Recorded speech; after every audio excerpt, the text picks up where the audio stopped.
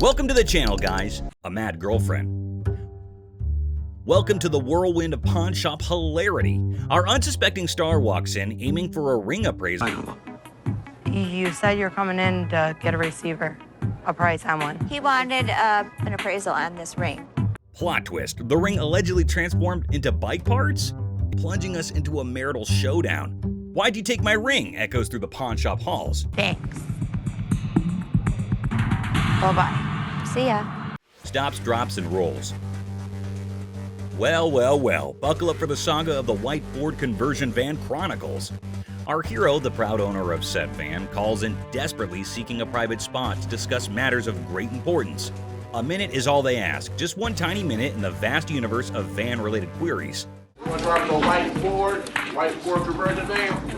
A white what? But hold on, the call is interrupted, and our protagonist, in a true Shakespearean fashion, declares, "You can't deny my service." It's a performance worthy of an Oscar, a plea for understanding in the dramatic opera of van life. Hey, hold on, I'm gonna call you right back, man. You can't give me a minute? I've been there. Parking troubles arise, and the hero eloquently expresses, "Ain't no parking spots outside, dog." The struggle is real, and the van owner is on a mission to park where no van has parked before. The drama unfolds, they assert their right to park no matter the odds. Suddenly, I'm patiently telling you, dude, parking spots outside, dog. Suddenly, a wild confrontation appears. "Don't touch me, man," echoes through the hollowed aisles. Our hero stands their ground, defying the unjust touch of the parking enforcement nemesis. The battle cry, "Back the up and let me do me, please," becomes the rallying call for all van enthusiasts. What you saying? Don't touch me, man. Don't touch me. Don't touch me. Don't touch me. Enter Ashley, the unsuspecting bystander caught in the crossfire of van-related turmoil. "Can we go to talk outside, man?" she diplomatically suggests, attempting to defuse the situation. Meanwhile, our hero, undeterred, asserts, "I'm not going nowhere," as if the van gods themselves had bestowed upon them a divine parking mission. I'm Ashley. Nice to meet you. Can we go talk outside? Man, tell your man to get off. Here, walk Don't outside. touch me. In a shocking turn of events, our hero literally stops, drops, and rolls on the store carpet, leaving everyone perplexed. The van saga reaches new heights as the hero declares, "I catch one hood, I'm beating asses." It's a climax fit for the silver screen, leaving us wondering if van enthusiasts everywhere are destined for such epic battles in the pursuit of the perfect parking spot. Bravo, van drama. Bravo. Asses! Guy in the refrigerator. In this episode of Hardcore Pawn, we are taken to the time when a crazy man entered the shop, and when no one was looking, he took refuge in the refrigerator for reasons unknown.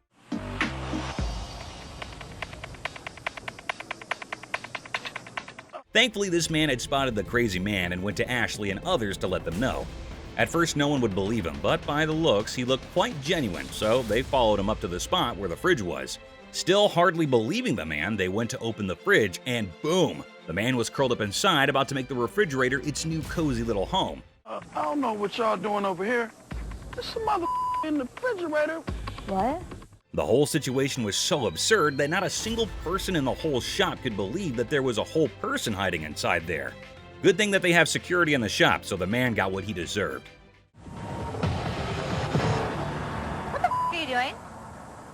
Fake earrings. Two sassy black queens strut into the pawn shop, flaunting earrings worth $350. The seller, bewildered, questions their cash craving. They snap back. How you doing? Good. I'm here to pawn these earrings. Okay. Trying to get $350 for them. Honey, our financial drama is an Oscar-winning secret. The seller innocently inquires about the swearing, prompting the girl to unleash a verbal firework. Trying to get $350 for them. Why do you need the money? It's none of your business why I need the money. As he fumbles to record the chaos, he realizes these queens can turn from pawn shop patrons to drama divas faster than his slowest sale.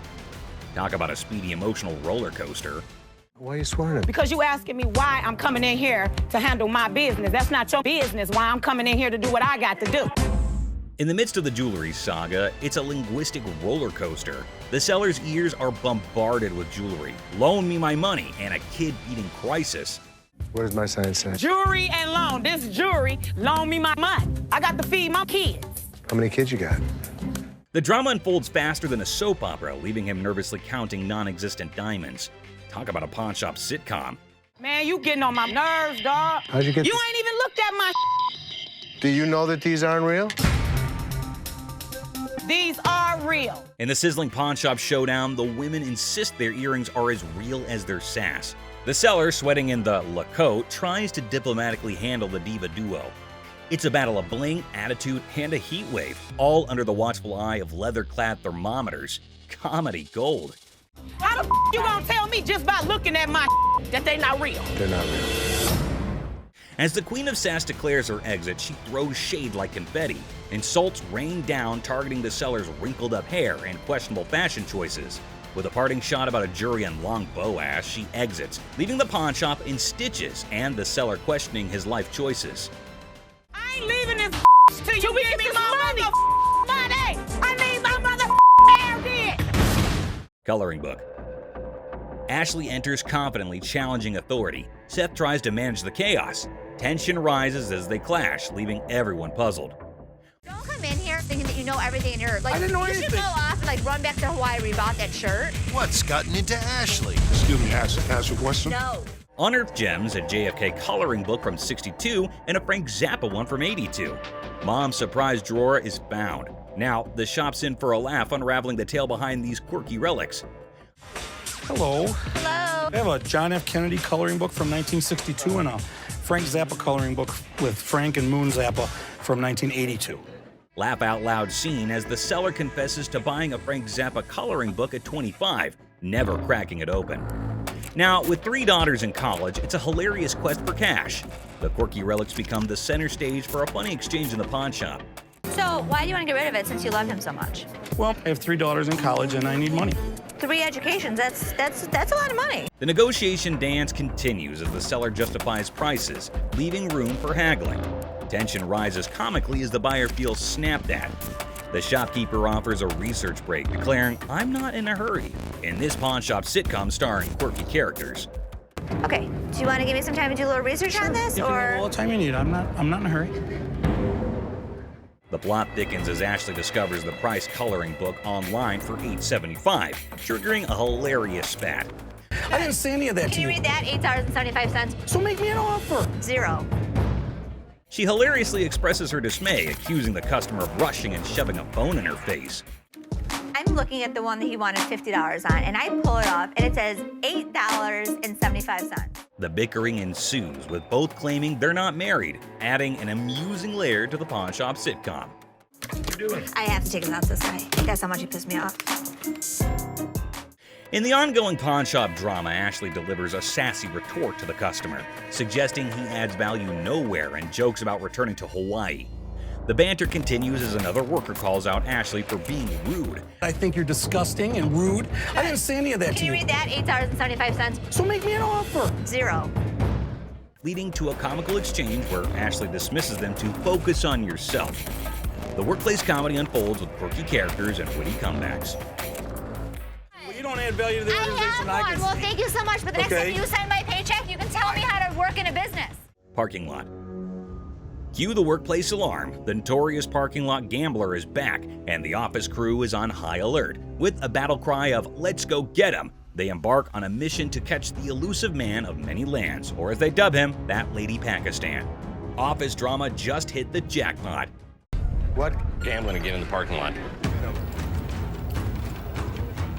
Meet Robert Robertson, the maestro of sports memorabilia, introducing himself to Dennis in a pawn shop saga. The plot thickens as he unveils a treasure trove of Detroit Lions autographs salvaged from his sister's basement flood. Forget superheroes, this guy's heroics involve rescuing signatures during a Union picket line water ballot. All right. His name's Robert. Robert, I'm Dennis. Nice to Nice to meet meet you. you, Dennis. Yeah, I got an item here. You might be interested in. That most of the Detroit Lions players had signed. In the wild world of pawn shops, Dennis is hit with a first, an NFL labor strike poster. As Robert pitches his Union picket line relic, Dennis, caught between fandom and frugality, contemplates the value. It's a negotiation dance where even the poster's wrinkles have a say, and Dennis dreams of a dad who'd splurge on a heartbeat. What, Steve Backus?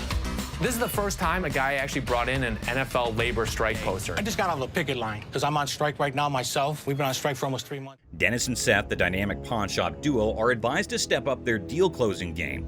In the battle of signatures, Robert's pitch clashes with Dennis's detective skills. It's a showdown of history versus water stains, where even a tear is more drama than a soap opera. Selling history hard, selling water-stained history a comedic challenge. Through my research in that, I seen personally that one just like this, mint though, and he got $950 for it. Right, so if that was mint, why would you want $1,000 for this? He only had one signature. In this hilarious haggling carnival, the pawn shop pros are on their knees throwing cash offers at Robert for the water-stained NFL labor strike poster. It's a dollar dance-off with Dennis and Seth, and they're juggling 20s like it's a comedy club. In the end, it's 5 20s that win the bid, leaving Robert with a pocket full of paper and the pawn shop crew high-fiving over their historic steal. $75? No way. Offering you just $100 cash money right now wouldn't make it. Gold earrings. Diamond.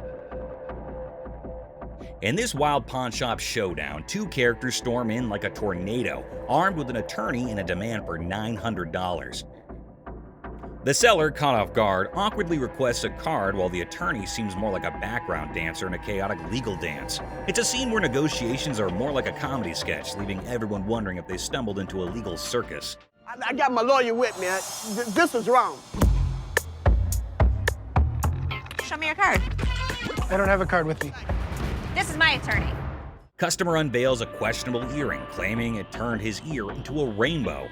The seller, armed with skepticism and a keen eye, dissects the earring, declaring it a fake diamond disaster. So what do you want to do today? You want me Can to I get figure my money out? back? You want me to figure out why your ear's turning a different color? Is that a real diamond? I look at his earring that he says is turning his ear green. Enter the legal cavalry. The customer brandishes a lawyer in the name of mismatched receipts and the ear that turned technicolor. It's a jewelry malfunction turned legal circus, and the pawn shop is now the stage for hilarious gemstone saga. This is not the correct earring for the receipt. Chaos ensues as the customer brandishes a jewelry store receipt like a wizard spell. The attorney, a sidekick in this legal circus, demands a refund for the rebellious earring. The seller, caught in the crossfire, faces threats of escorting and leg knocking, all while insisting they won't budge. It's a legal showdown where the only guarantee is a laugh-out-loud twist around every shiny corner of the pawn shop arena. The earring does not match the description. What you mean? So you saying now I just brought an earring in? I mean, come on. This is your receipt. This is your store. I want my money back. The customer, armed with a kaleidoscope ear and a refund demand, insists the seller turn around and walk that butt out the door. The seller, invoking a hint of pawn shop diplomacy, proposes a negotiation dance, but warns, keep your butt back there. Cue the dramatic soundtrack. Man, it's a comedy in motion. An evil woman anthem echoing through the pawn shop arena. Get out. Yeah, you know, took my money, just sold me a bold earring, got my ear turning color. Golden State Warrior ring. I just got engaged, and I heard you had a 75 Golden State Warriors ring, and I was thinking that would be perfect for my fiance. This man came into the shop to buy something, which is odd because most people come into the shop to sell something. This man, on the other hand, was interested in Rick's 1975 Golden State Warriors ring, but Rick was unable to but laugh at this. Rocco, will you grab me that ring? Sure.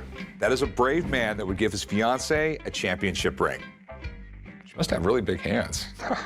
Even though Rick keeps on laughing, asking why the man is giving a ring like this to his fiancée, we understand that the buyer isn't pleased with Rick's antics. So what I did was I brought pictures of another 75 Golden State Warriors ring. The buyer produced photos of another Golden State Warriors ring and attempted to match them, which they did. Then he asked if it was a genuine diamond and if Rick had checked it. Rick told him that the stone was genuine. Perfect. Have you tested the diamond? Oh yeah, it's a real diamond. It's a real diamond, okay. The buyer then proceeded to use his own tester to determine whether or not the diamond was genuine, as he was a collector and dealer of sports memorabilia himself. But as he went to test the diamond, it didn't pass. It's not testing.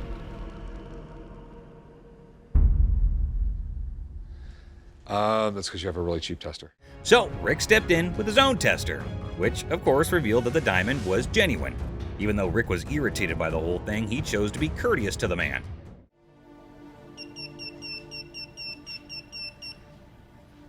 First fine on mine. Okay, I will trust that. The buyer requested for the amount after the ring had been tested, which Rick believed to be $11,500. The purchaser, on the opposite hand, had a budget of $5,000.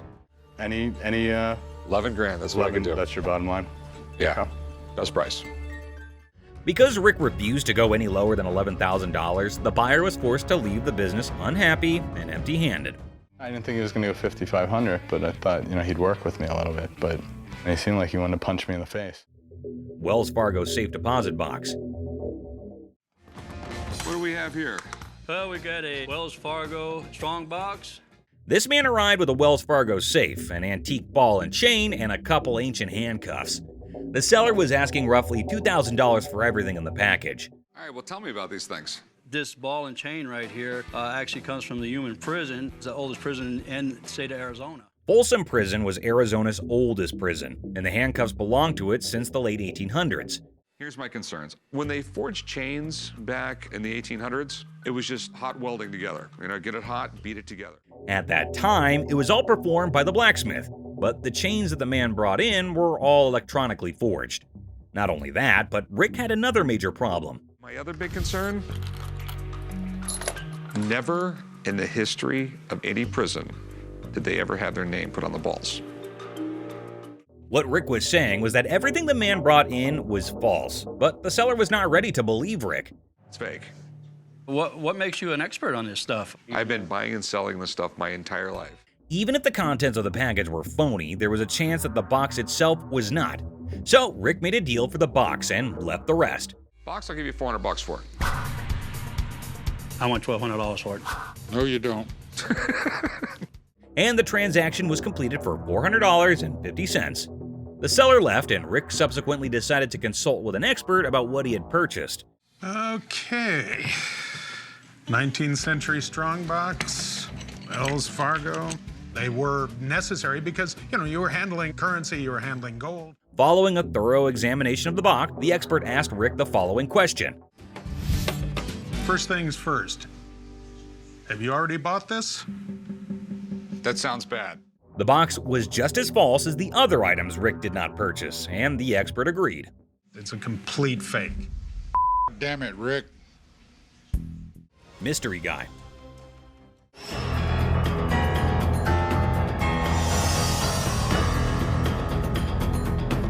This the guy? Right there.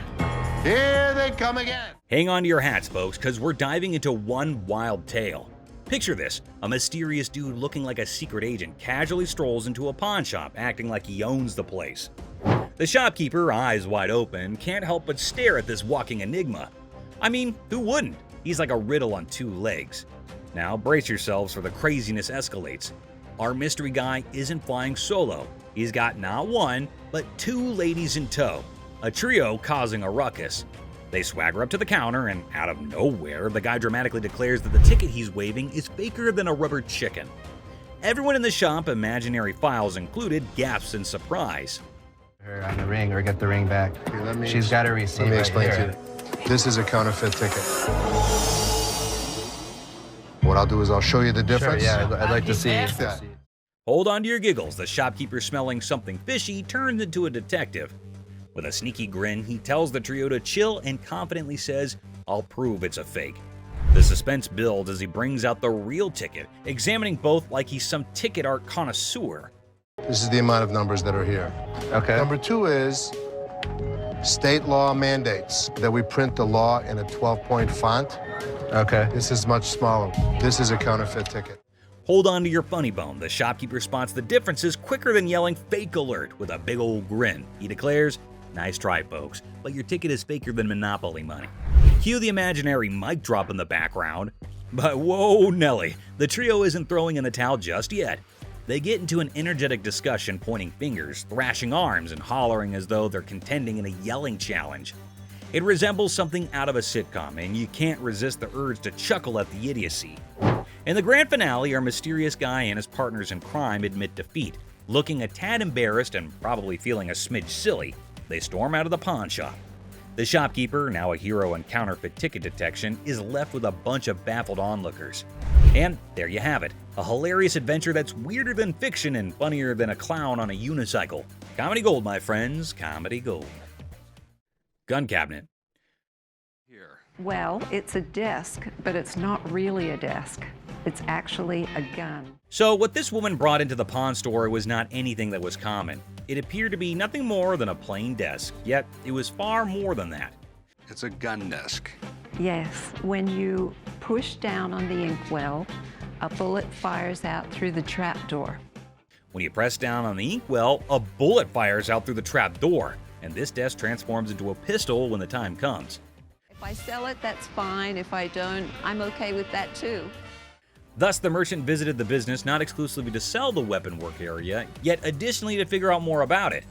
She needed to realize who possessed it, the way things were utilized, how old it was, and other such data. I was trying to figure out how to open it and had a really good look inside it and said, you know, this isn't a desk, this is a gun. While hunting for a nice little desk, she came across this one. But when she got it home and attempted to open it up, that's where she discovered it wasn't what she thought it was. I've seen desks with hidden gun compartments, but I've never seen a desk as a gun. It's something straight out of a James Bond movie. Rick thought it was something out of a James Bond movie, and he was so engrossed in it that he forgot he was actually pushing his face against a gun. Do you mind if I have a buddy look at this thing? Because I am just completely lost here. Not at all. That's Thanks. Rick believed it was best to have an expert look at it after taking a closer look, so he called one. Gun. This is the gun. What? The master had never seen anything like it and had no clue about what it was utilized for. Yet, in lieu of what he saw, the master reasoned that it was made somewhere in the range of 1890 and 1910, which was an issue. Even though he couldn't guarantee it, the Pawn Stars may buy it in a gray area. Bring it to a gunsmith and have him professionally deactivate the mechanism. Then it can be legal to buy and sell. The only way to buy and sell it legally is to take it to a gunsmith and have him deactivate the mechanism. Only then can it be simply and legally acquired and sold. I wish I could help you out more. It's just one of those things. Thanks for bringing it in. Oh, you're welcome. Orange Bowl ring. I decided to come to the pawn shop today to sell my Penn State Orange Bowl ring from 1973. We're remodeling our house and I could use the money. This individual then brought in an Orange Bowl ring from Penn State in 1973. He was in the shop trying to sell it since he needed the money for upgrading his house, and he reasoned that it must be valued at least $1,500. Where'd you get this? You know, I went to Penn State and guy down the hall played on the team and he needed some money and I bought it back then. The seller claimed that one of the team members needed some cash and that the only thing he had was that ring. Thus, the man paid him the necessary funds and purchased this ring. You know, it was Jeff Clark. He didn't play too much, but he was an outside linebacker for the team. This particular ring belonged to a linebacker named Jeff Park, who was a member of the squad even though he didn't play much. What are you looking to get out of it? I'd like to get $1,500. Okay. Just as he previously stated, the man wanted $1,500, but Rick needed to examine the situation more carefully before making any moves to get the ring. It was then that he discovered that the ring had a problem. The price is reasonable, but it's illegal for me to buy or sell anything when any identifying mark has been removed on an item. The ring was cool, but it was also reasonably priced considering that the engraving makes it completely identifiable. It was no longer lawful for Rick to purchase or sell this ring after the engravings were taken out.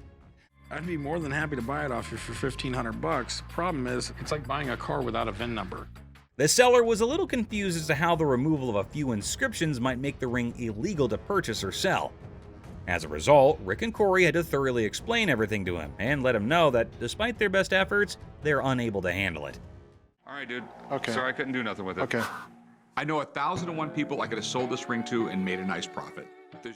A fake bill.